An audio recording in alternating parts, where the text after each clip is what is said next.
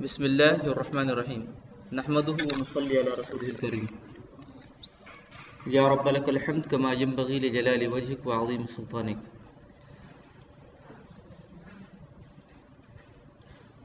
چند چیزیں اس دنیا کے اندر حقیقت ہے، اس کو سمجھنا، اس کا یقین کرنا اور اس کے مطابق زندگی گزارے بغیر کامیابی کا تصور ناممکن ہے۔ صحیح؟ وہ کیا باتیں ہیں کہ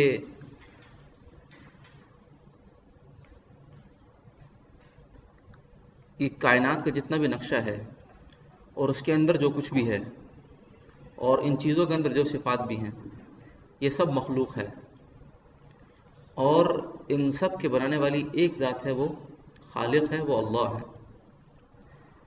اللہ خالق ہیں اور باقی ساری چیزیں مخلوق ہے۔ اللہ بنانے والے ہیں، باقی ساری چیزیں بنی ہوئی ہیں۔ جتنی بھی چیزیں بنی ہوئی ہیں یہ اپنے جس طرح پیدا ہونے میں اپنے بنانے والے کی محتاج ہیں، اسی طرح اپنے استعمال میں، اپنے نفع اور نقصان دینے میں بھی بنانے والے کی محتاج ہیں۔ اور جیسے اللہ رب العزت بنانے والے ہیں، تو اللہ رب العزت جس طرح بنانے میں اللہ نے کسی سے مشورہ نہیں لیا، کسی سے رائے نہیں لی، کسی کی مدد نہیں لی، کسی مادے مٹیریل کے محتاج نہیں ہوئے، اور کسی نقشے کے محتاج نہیں ہوئے، اسی طرح اللہ رب العزت اب بھی اس مخلوق میں سے کسی کے بھی محتاج نہیں ہے۔ جس طرح اللہ کا فیصلہ پہلے اپنی مرضی کا تھا اور جیسا چاہتے تھے اللہ نے، جیسا چاہ اللہ نے جس کو جیسا چاہ بنا دیا، ایسے ہی آج بھی اللہ رب العزت ساری مخلوق پہ کنٹرول رکھتے ہیں۔ اللہ بھی ساری مخلوق پہ کنٹرول رکھتے ہیں۔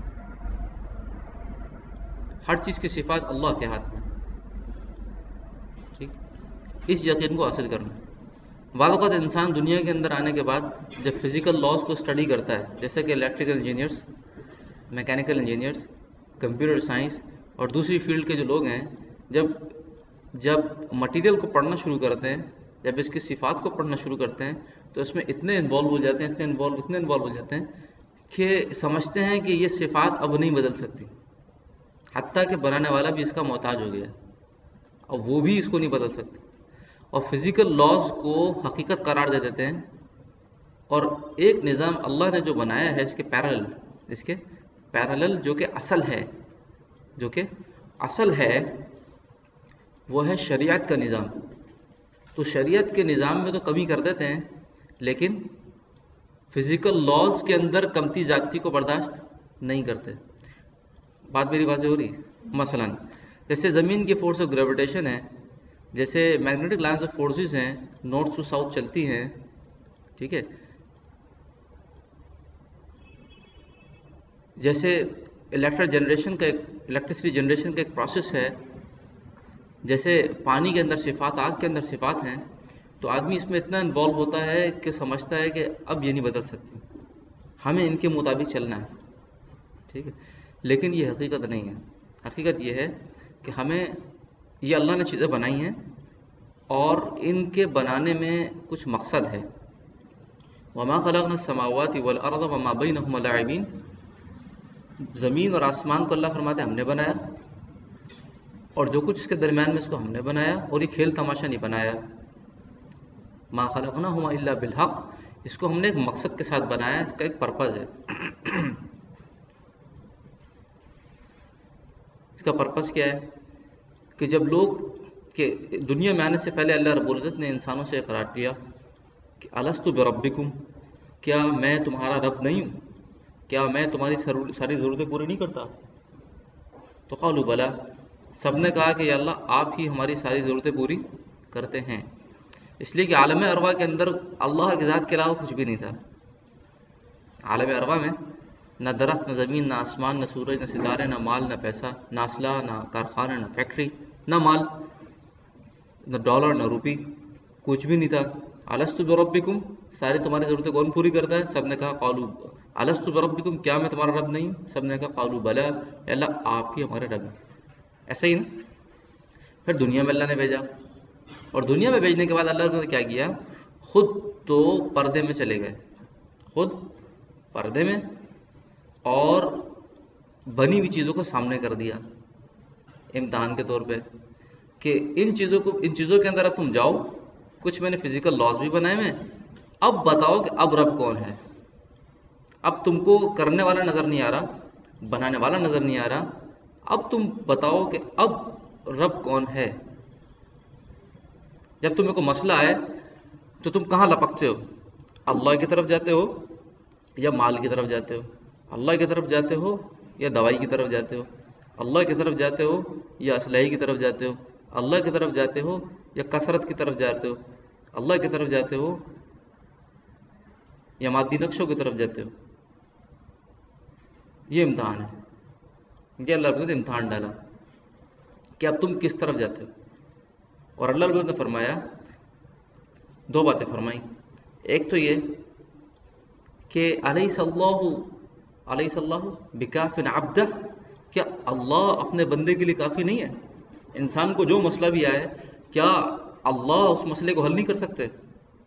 اور جو بھی مسئلہ انسان پر آ رہا ہے، کیا اللہ کے علاوہ کوئی اور بھیج رہا ہے؟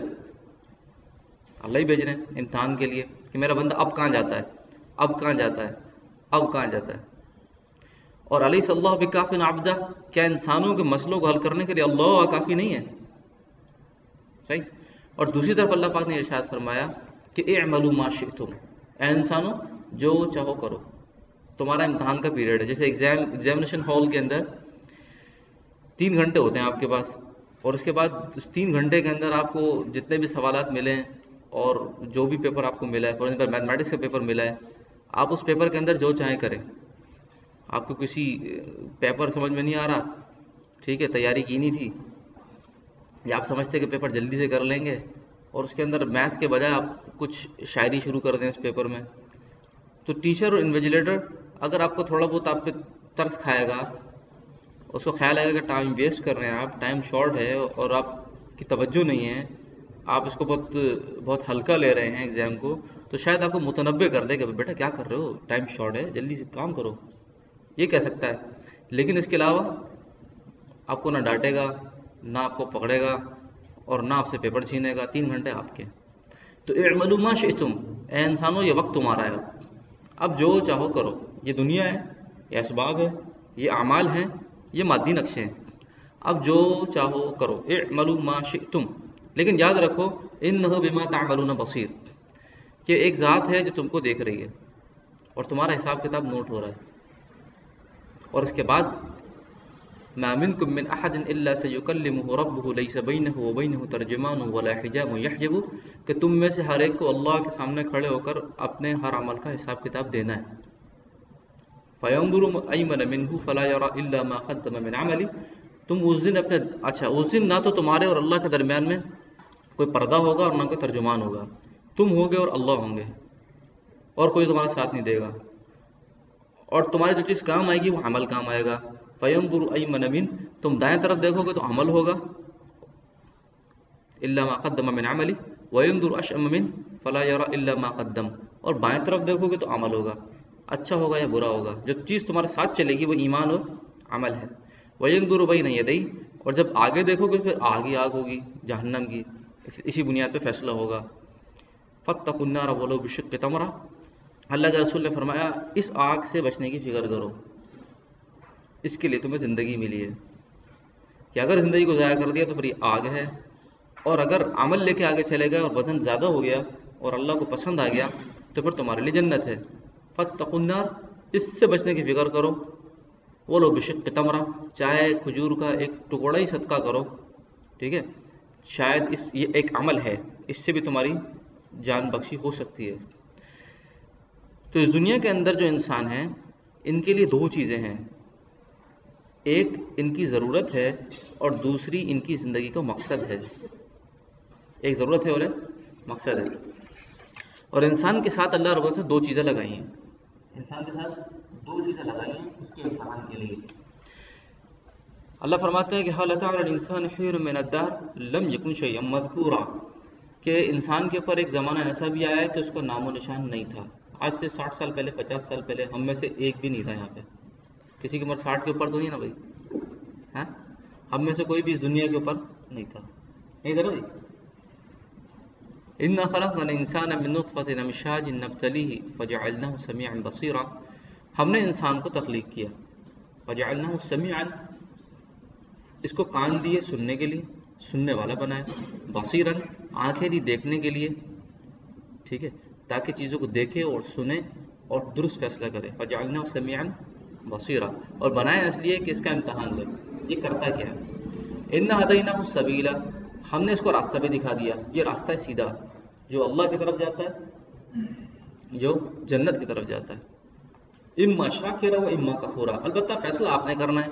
آپ اللہ کے شکر گزار بننا چاہتے ہیں یا اللہ کے نافرمان بننا چاہتے ہیں.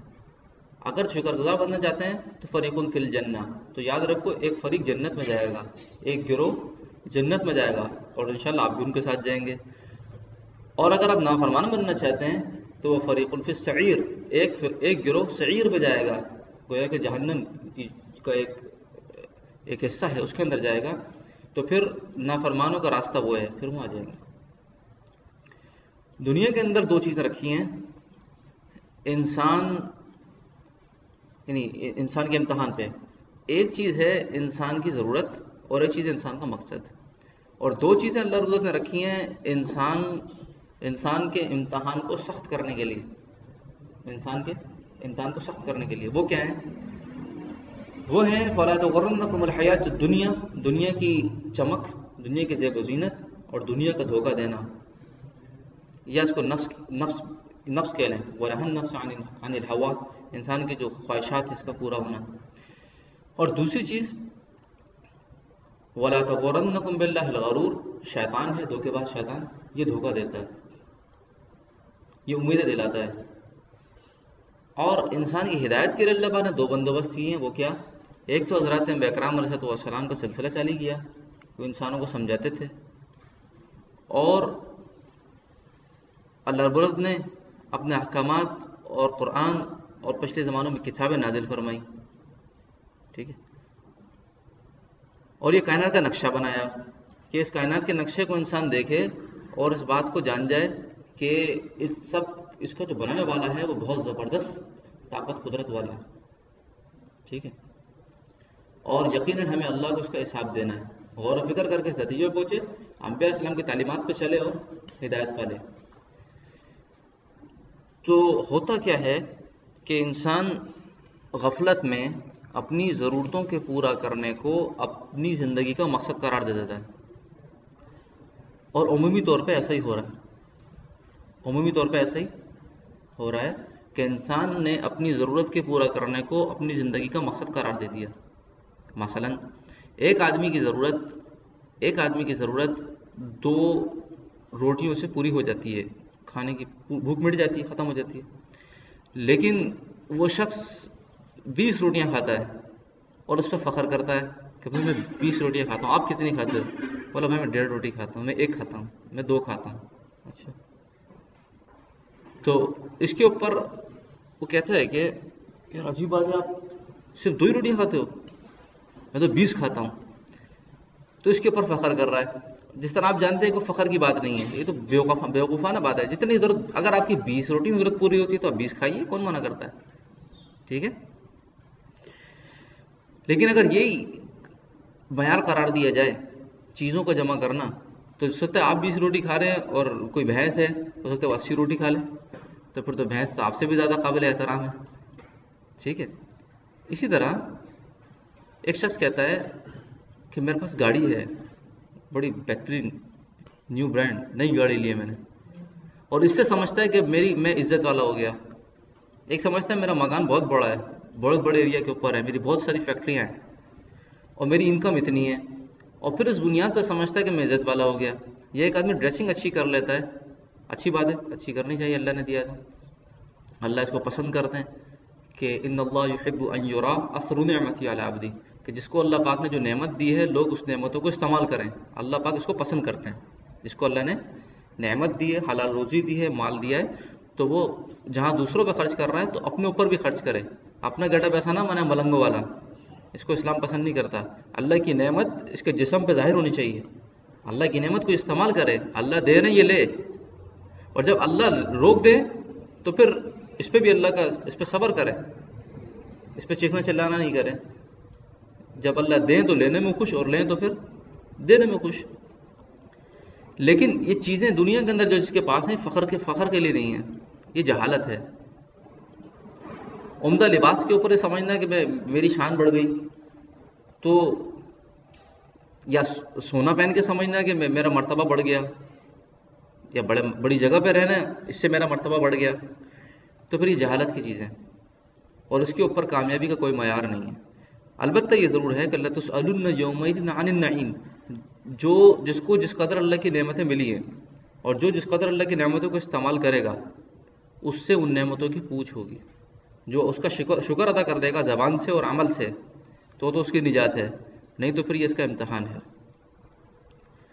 تو مقصد کو ضرورت کے ساتھ خلط ملط نہ کریں، مقصد کو ضرورت سے اور ضرورت کو مقصد سے خلط ملط نہ کریں. ضرورت کو مقصد کے لیے قربان کرنا سیکھیں. جو ایسا نہیں کر سکتا وہ نقصان میں جائے گا، اس کی اس وقت آنکھ کھلے گی، پھر پریشان ہوگا میں نے کیا کیا. مثال کے طور پہ ایک شخص کراچی سے لاہور کی طرف جا رہا ہے، سردی کا موسم ہے، اس کو چائے کی طلب ہے. اس نے بولا نیچے اسٹیشن پہ گاڑی رکے، چلو چائے پی لیتے ہیں، اچھی چائے لگ رہی ہے. چائے لینے کے لیے اترا، چائے پی، آدھا کپ چائے پی، اور گاڑی نے ٹرین نے ہارن دے دیا اور وہ چلنے لگی.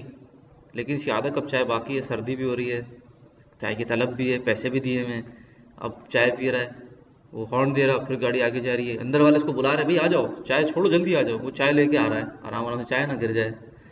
ٹرین آہستہ سے جا رہی ہے، یہ چائے بھی پی رہا ہے، یار پہلے چائے پیوں گا پھر جاؤں گا، یہاں تک کہ اس کی ٹرین نکل گئی. تو بتاؤ اس نے سمجھداری کا کام کیا؟ دیکھو اس کا مقصد تو فور ایگزامپل کراچی سے لاہور جانا تھا، چائے مل گئی تھی تھوڑی سی، چلو ٹھیک ہے. اب جب ٹرین آگے جا رہی تو چائے تو چھوڑ دو. ایسے ہی انسان کی کچھ ضروریات ہیں، کسی کے اعلیٰ درجے میں پوری ہوتی ہیں، کسی کے کم درجے میں. ان ضروریات کو پورا کرنا زندگی کا مقصد نہیں ہے. بعض اوقات ضروریات اس درجے پہ انسان سمجھتا ہے اپنی ضرورت کو پورا کرنا کہ اپنی خواہش کو اپنی ضرورت بنا لیتا ہے. اپنی خواہش کو اپنی ضرورت بنا لیتا ہے. انسان کی ضرورت کیا ہے کہ اس کو اتنا کھانا مل جائے کہ پیٹ بھر جائے، ایسا لباس مل جائے کہ سردی گرمی سے حفاظت ہو جائے، ایسا مکان مل جائے کہ سردی گرمی سے حفاظت اور پردے کا اہتمام ہو جائے، اور ایسی سواری جو اس کو ایک مقام سے دوسرے مقام تک پہنچا دے. یہ اس کی ضرورت ہے. لیکن آدمی اس کو اتنا اوپر تک لے کے جاتا ہے کہ بعض اوقات اسی کو اپنی زندگی کا مقصد بنا لیتا ہے اور مقصد کو بھول جاتا ہے، اور دنیا دھوکہ دے دیتی ہے. اور جب دنیا سے جاتا ہے تو اس کے ساتھ کچھ بھی نہیں جاتا. اللہ کے رسول میں ایک حدیث کا مفہوم ہے، اس کا کم بیش معنی ایسے نکلتے ہیں کہ انسان کے گویا کہ 3 دوست ہیں، 3 بھائی ہیں ہر انسان کے. اس کی موت کا وقت قریب آیا، اس سے پوچھا بھائی تم میرے لیے کیا کرو گے اب؟ تو ایک بھائی نے کہا کہ جب آپ کا انتقال ہو جائے گا نا، میں دوسروں کے پاس چلا جاؤں گا. ادھر آپ کا انتقال ہو، ادھر میں گیا. دوسرے نے کہا آپ کیا کرو گے؟ بولا میں آپ کا انتقال ہوگا وہ قبر تک چھوڑ کے آؤں گا. تیسرے نے کہا آپ کیا کرو گے؟ بولا میں آپ کا انتقال ہوگا، میں ابھی بھی آپ کے ساتھ ہوں، ٹھیک ہے، اور موت پر بھی آپ کے ساتھ ہوں، قبر میں بھی آپ کے ساتھ ہوں، حشر میں بھی آپ کے ساتھ ہوں، پلسرات پہ بھی آپ کے ساتھ ہوں، ترازو جب اعمال تولیں گے تب بھی آپ کے ساتھ ہوں، جنت میں بھی آپ کے ساتھ ہوں.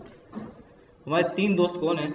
ایک تو اس کا مال ہے، جیسے ہی اس کی روح نکلی ویسے ہی مال ورثہ کا ہو گیا. آپ نے فرمایا انسان کا مال تو وہ ہے جو کھا لیا، جو پی لیا، جو پہن لیا، یہ اس کا ہو گیا. جو رکھا ہوا ہے دوسروں کے لیے جمع کر رہا ہے. ایسا ہے کہ نہیں؟ دوسروں کے لیے جمع کر رہا ہے. جو گاڑی، جو مکان ہے، سب تقسیم ہو جائے گا. اور دوسری چیز اس کے رشتہ دار ہیں جو اس کو قبر تک چھوڑ کے آئیں گے. کبھی ایسا نہیں ہوتا کہ ابو جان نے کہا یا میرا بیٹا تھا، میری بیٹی ہے، یار تھوڑی دیر قبر میں تھوڑا اس کے ساتھ ٹائم گزاروں. کوئی بھی ایسی مثال آپ کو نہیں ملے گی. یہ میرے ابو جان تھے، زندگی بھر مجھے گود میں کھلایا، اور جو مجھ سے اندر پیار کرتے تھے اور مجھے ساتھ لے کے چلتے تھے، میری ہر خواہش کو پورا کیا. چلو پہلے ابو سے پہلے میں لیٹوں گا تھوڑی دیر، اور پھر ابو دونوں کی قبریں ساتھ بنا لیتے ہیں. ایک ابو کی، ساتھ میں میری ہے. روزانہ میں رات میں آ کے لیٹا کروں گا. تو ایسا کچھ نہیں ہوتا ہے. قبر میں رکھا اور اس کے بعد واپسی. اس کے بعد لوگ دعا کرتے رہتے ہیں. وہ بعض لوگ یاد رکھتے ہیں، بعض لوگ بھی نہیں یاد رکھتے. تو دیکھو مقصد اور ضرورت کو سمجھنا. مقصد کیا ہے ہمارا؟ انسانوں کی زندگی کا مقصد کیا ہے؟ جی، کہ اللہ کے حکم کو پورا کرنا. اور مقصد کیا ہے؟ اللہ کی عبادت کرنا. مقصد یہ کہ ساری دنیا کے انسان اللہ کو ماننے لگے، آخرت کی تیاری کرنا، ایسے عمل کرنا کہ ایسے عمل رکھنا کہ آخرت میں کام آئے. دیکھیں ساری باتیں درست ہیں، ٹھیک ہے، لیکن سمجھنے کی بات سمجھیں. مقصد صرف ہماری زندگی کا ایک ہے، وہ کیا ہے؟ وہ یہ ہے کہ ہماری اللہ سے ملاقات ہونی ہے. ہمیں اللہ نے دنیا میں بھیجا ہے، الست بربکم، کیا میں تمہارا رب نہیں ہوں؟ ہم کہتے ہیں بے شک آپ ہی ہمارے رب ہیں. اب قبر میں جاتے ہی پہلا سوال کیا ہوگا؟ آپ میکینیکل انجینئر بنے کہ الیکٹریکل انجینئر بنے؟ ایسے ہی ہوگا جی. کیا سوال ہوگا؟ من رب کا، جی کس کو رب سمجھتے رہے؟ اوپر تو آپ کہہ کر آئے، اور قبر میں جاتے ہی پہلا سوال کس کو رب سمجھتے رہے. یعنی درمیانی جو پیریڈ تھا، اب تو غیبی نظام کھل گیا نا، فرشتے بھی نظر آئیں گے اور فرشتے بھی سوال جواب کریں گے اور سارا نظام کھل گیا، موت پر سب دیکھ لیا. اب بتاؤ کس کو رب سمجھ رہے تھے؟ کس کو رب مان کر آئے؟ کس کی مان کر آئے؟ کس سے مسئلوں کے حل ہونے کا یقین تھا؟ جب مسئلہ آتا تھا وہ یقین تھا کہ پیسوں سے حل ہو جائے گا یا اللہ حل کریں گے. جب مسئلہ آتا تھا سمجھتے تھے اللہ نے بھیجا ہے یا کسی اور نے بھیجا ہے. تو من رب کا، من نبی کا، ما دین کا، یہ سوال ہوں گے. باقی سارے ڈگریاں، کارخانے، فیکٹریاں، ساری چیزیں اوپر رہ جائیں گی. ٹھیک ہے، تو حقیقت والا علم ساتھ چلا جائے گا، اور جو علم ضرورت سے متعلق تھا انسان کی زندگی کی، وہ اوپر رہ جائے گا. تو ہم سب کی زندگی کا مقصد ایک ہے، وہ کیا؟ کہ ہم سب کی اللہ سے ملاقات ہونی ہے. اور اللہ رب العزت یعنی جب ہماری اللہ سے ملاقات ہو تو اللہ رب العزت یہ فرمائیں کہ اے میرے بندے، جیسا میں نے کہا تو نے ویسا کیا. تو نے غلاموں کی طرح زندگی گزاری، تم نے غلاموں کی طرح زندگی گزاری، جیسا میں نے کہا تم ویسا ہی کرتے رہے. تم نے مجھے خوش کر دیا اور میں تم سے خوش ہو گیا. یہ انسان کی زندگی کا مقصد ہے. اللہ رب العزت سے ملاقات ہو، اللہ رب العزت یہ کہہ دیں کہ میں تم سے خوش ہو گیا اور تم نے مجھے خوش کر دیا، بس یہ مقصد ہے. اب خوش کس پہ ہوتے ہیں اللہ پاک؟ وہ اعمال پہ ہوتے ہیں، نماز، روزہ، زکوٰۃ، حج، اعمال، اخلاق، معاملات، معاشرت. ٹھیک ہے، نیت یہ ہو کہ اللہ کو راضی کرنا ہے. بعض اوقات آدمی غلطی کر جاتا ہے، غلطیاں ہوتی رہتی ہیں انسان سے. نماز میں بھی غلطی ہو جاتی ہے، سجدہ صعب ہے. حج پہ بھی غلطی ہوتی ہے تو پھر اس میں دم دینا پڑتا ہے. غلطیاں ہو جاتی ہیں، لیکن ہر وقت اللہ نظروں میں ہو اور اللہ کو خوش کرنا ہمارے لیے مطلوب و مقصود ہو. غلطی ہو جائے تو استغفار توبہ کر لیں اور اللہ کی طرف لپ کے. ٹھیک ہے، یہ ہماری زندگی کا مقصد ہے کہ اللہ خوش ہو جائیں بس. لا طاعت المخلوق فی معصیت الخالق، خالق کی معصیت میں کسی مخلوق کی کوئی اطاعت نہیں ہے، والدین کی بھی اطاعت نہیں جب اللہ کی نافرمانی ہو رہی ہو. ٹھیک ہے جی، یہ انسان کی زندگی کا مقصد ہے.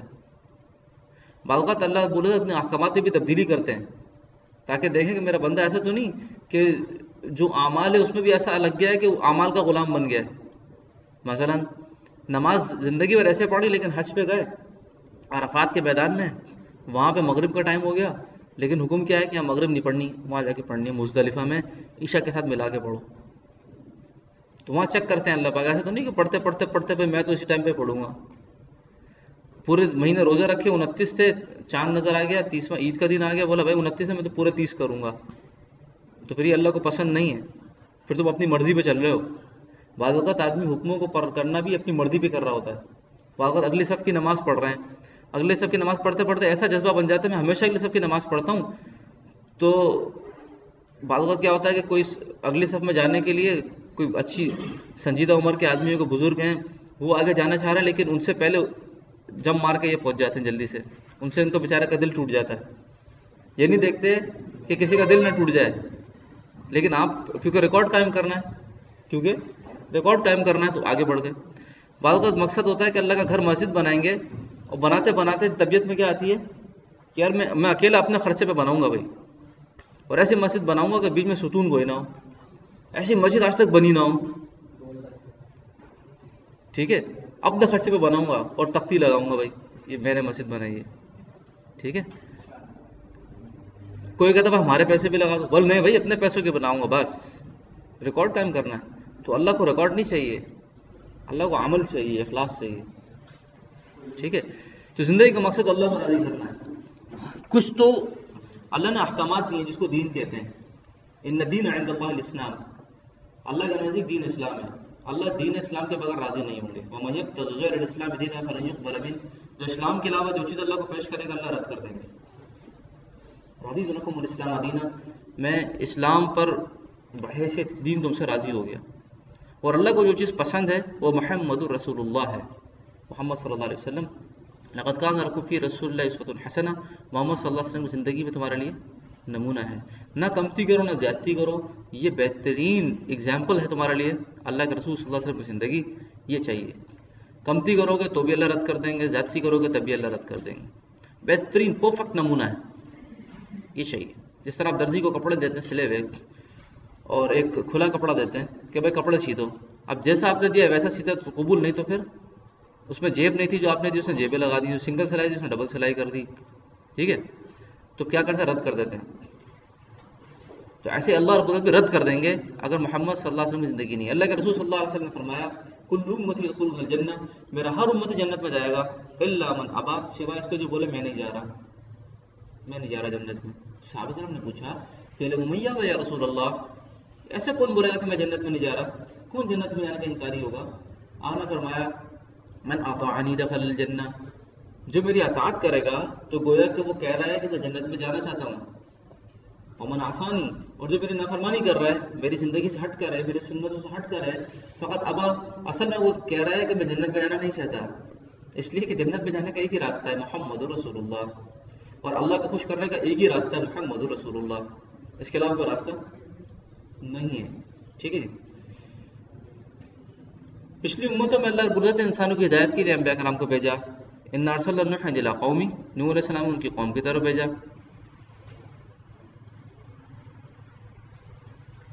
اور اپنی قوم کو اللہ کی طرف بلاتے رہے. وَإِلَىٰ عَادٍ أَخَاهُمْ هُودًا، عاد کی طرف ہم نے ہود علیہ السلام کو بھیجا. وَإِلَىٰ مَدْيَنَ أَخَاهُمْ شُعَيْبًا، مدین کی طرف ہم نے شعیب علیہ السلام کو بھیجا. وَإِلَىٰ ثَمُودَ أَخَاهُمْ صَالِحًا، ثمود کی طرف ہم نے صالح علیہ السلام کو بھیجا. لِكُلِّ قَوْمٍ هَادٍ، ہر امت میں ہادی ہے. لِكُلِّ أُمَّةٍ رسول، ہر امت میں رسول ہے. وَإِن مِّنْ أُمَّةٍ إِلَّا خَلَا فِيهَا نَذِيرٌ، کوئی ایسی امت آئی نہیں جس میں ڈرانے والے نہ آئے ہوں. ثم ارسلنا رسولنا تترا، ایک کے ایک پیچھے ہم نے رسول بھیجے. وَلَقَدْ بَعَثْنَا فِي كُلِّ أُمَّةٍ رَسُولًا، بے شک ہم نے ہر امت میں رسول بھیجے. ٹھیک ہے، لیکن ہر جو بھی رسول نبی آئے وہ ایک زمانے ایک علاقے کے لیے، ایک قوم کے لیے، جبکہ حضرت محمد صلی اللہ علیہ وسلم کا معاملہ ذرا مختلف ہے. آپ کو اللہ رب العزت سارے عالم کے انسانوں کی طرف بھیجا. کافۃ للناس بشیرا ونذیرا، اور یا ایھا الناس انی رسول اللہ الیکم جمیعا، تم سب کی طرف اللہ کا رسول ہو اور آخری رسول ہے. ٹھیک ہے، خاتم النبیین ہے.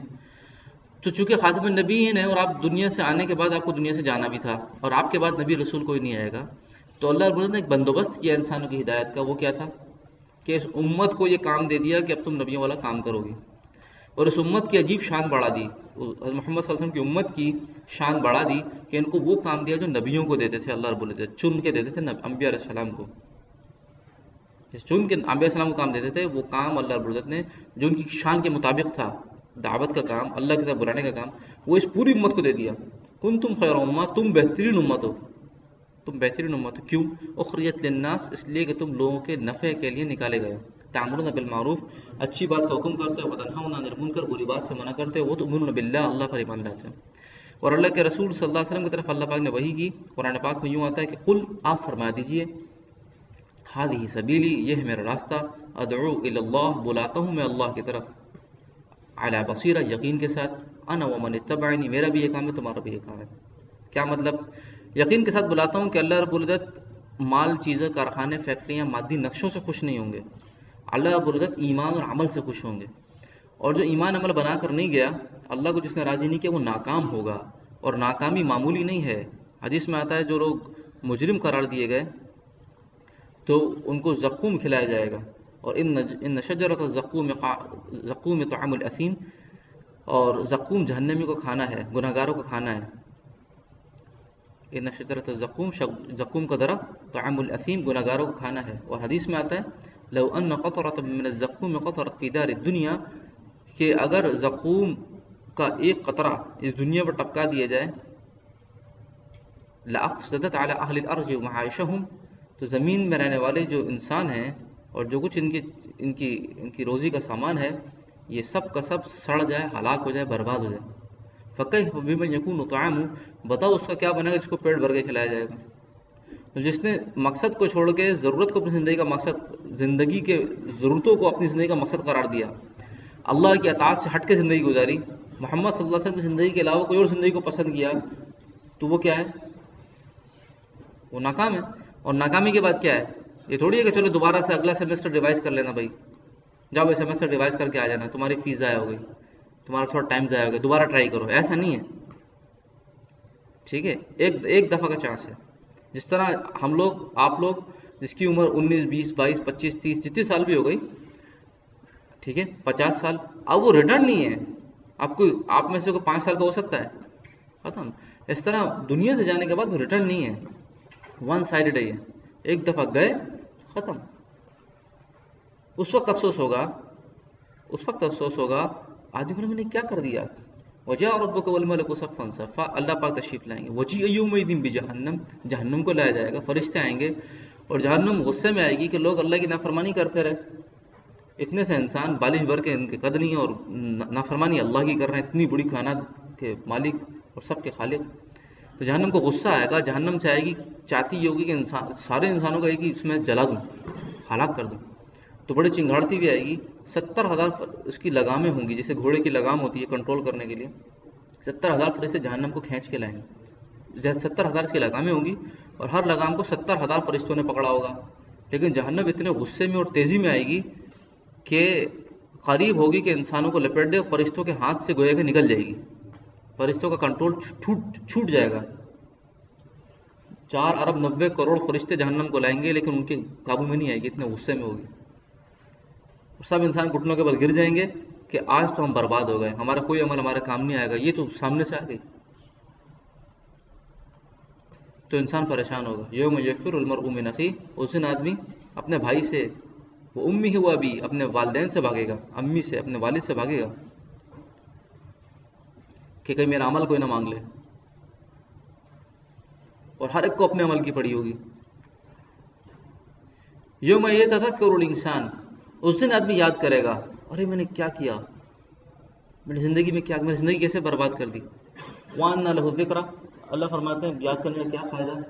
یقول یا لیتنی قدمت لحیاتی، کہ کاش میں پہلے کچھ کر کے آتا، کاش میں نے یہاں کے لیے کچھ بھیجا ہوتا، کاش میں نے یہاں کے لیے کچھ بھیجا ہوتا، میں کیا کر کے آ گیا۔ وَيَوْمَ يَعُضُّ الظَّالِمُ عَلَىٰ يَدَيْهِ، غصے کے ساتھ اپنے ہاتھوں کو چبائیں گے۔ یقول یا لیتنی اتخذت مع الرسول سبیلا، کہیں گے کاش ہم نے رسول کا طریقہ اختیار کیا ہوتا، یا وہی لیتا آئے ہماری بربادی، یا وہی لیتا لیتنی لم اتخذ فلانا خلیلا، کاش فلانے سے دوستی نہ کی ہوتی، اس نے ہمیں مروا دیا۔ تو یوم الحسرہ، اللہ فرماتے ہیں یہ حسرتوں کا دن ہے، لیکن آج موقع ہے موت سے پہلے کہ آدمی تیاری کر لے، ٹھیک ہے۔ تو پہلے تو یہ بات سمجھاتے تھے حضرت انبیاء کرام علیہ السلام، اب یہ بات کون سمجھائے گا لوگوں کو؟ یہ امت سمجھائے گی۔ اور اگر امت نے بات نہ سمجھائے تو اس امت نے اپنا کام مقصد نہیں کیا ہے۔ اس امت کا مقصد خالی عبادت نہیں ہے، بہت اہم جز ہے، عبادت کرنا، اللہ کی اطاعت کرنا، رسول کی اطاعت کرنا اہم جز ہے۔ اس کے ساتھ دوسری چیز کیا ہے کہ دوسروں کو سیدھے پہ راستے پر لانے کی محنت کرنا، پیار محبت شفقت کے ساتھ، جس طرح حضرت انبیاء کرام علیہ السلام کرتے تھے۔ اس لیے کہ آپ علیہ السلام کے بعد نبی اور رسول کو جائے گا نہیں، تو اب اس سے پوچھو گی کہ تم نے کیا کیا، جس طرح انبیاء علیہ السلام سے پوچھو گی اپنے پیغام پہنچایا، ایسے اس امت سے پوچھو گی کیا آپ نے نبی علیہ السلام کے بعد اس محنت کو جاری رکھا اور لوگوں کی فکر کی کہ نہیں کی، یا کہ اپنی ضرورتوں میں اور خالی اپنی عبادت میں لگے رہے، ٹھیک ہے۔ تو اس کو دیکھ کے زندگی گزارنا۔ السلام علیکم ورحمۃ اللہ وبرکاتہ۔